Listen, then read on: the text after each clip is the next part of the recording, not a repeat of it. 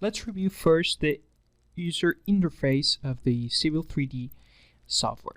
As you can see, you have in the left hand the tool space, in the center the wireframe, and on the right you have different commands. On the top you also have different commands that we will review later. And here clicking here, you can have both a new drawing, open an existing drawing, save the drawing as, export the drawing, in which you can export to an Autocad format. You can publish, send it to a 3D printing services, you can print it, enable the suite workflow and the different drawing utilities, in which you can set up the properties of the drawing, the settings, the units in which you will work, audit, status, purge, and recover in case you have a damaged file. Here in the center tool space, we can work with points, we can work with surfaces, we can work with traverse, parcels, feature lines, gradings, alignments, make profiles, work with corridors, intersections, different assemblies, pipe networks, have a profile view, sample line section views, and we have these different layers that are familiar with are similar to the AutoCAD. You can have a line, you can create a line, which can be displayed later on in the wireframe. You can create a circle, square, arc, a three point, a polyline, a best fit line, a rectangle. You can move, copy, stretch, rotate. A rectangular array, you can scale, you can create an offset, explode, erase, and all the utilities from AutoCAD. And you can have and check here all the different layers. You can have the layer properties. You can turn off a layer, isolate a layer, freeze a layer, lock it, make it the current layer, match layer, unlock, unisolate, turn on all the layers. And here you can select all the layers that you have. You can create a new layer here and name it as you wish.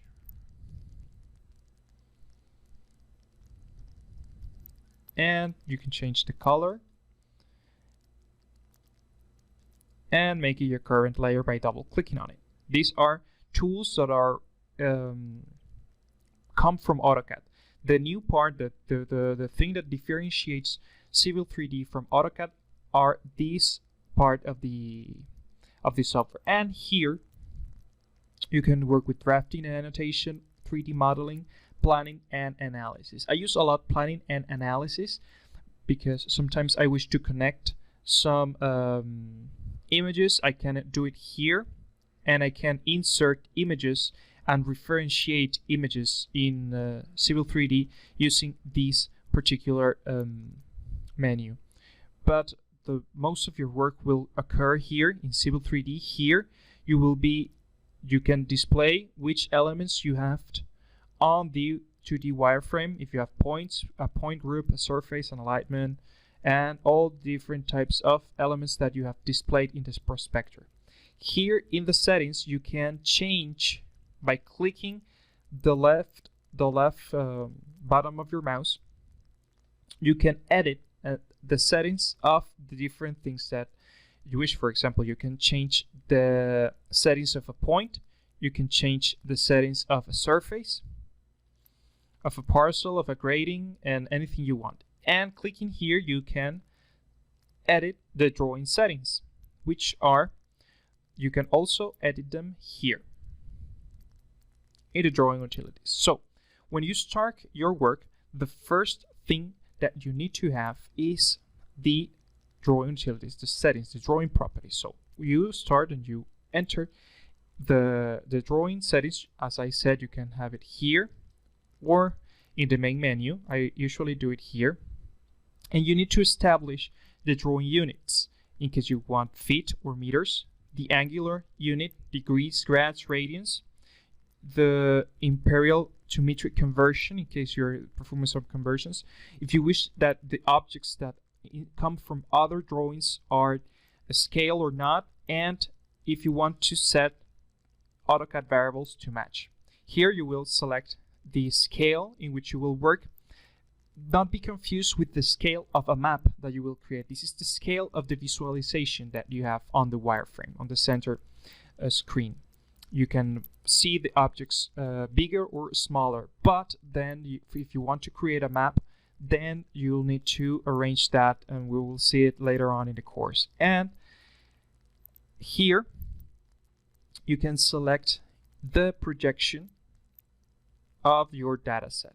Check out that you have a lot of different datums and projections depending on your country, or if you use or your state, depending on which one you use, or if you wish to work in arbitrary XY coordinates. So if we select, for example, a particular coordinate, a particular datum and projection, we will have some different types of elements that we need to select, different datums that we need to select. For example, let's check out here Mexico, and you have different projections for the Mexican dataset projection. If we select another one, for example Greece, we have different. Let's select now India, for example. India, and you have the available coordinate systems for the Indian projection settings. So you need to select it. You check here apply and accept, and that's it. You have selected the units and so on. And you can change also the ambient settings, some of the abbreviations. You would like to check it with calm, all the different abbreviations.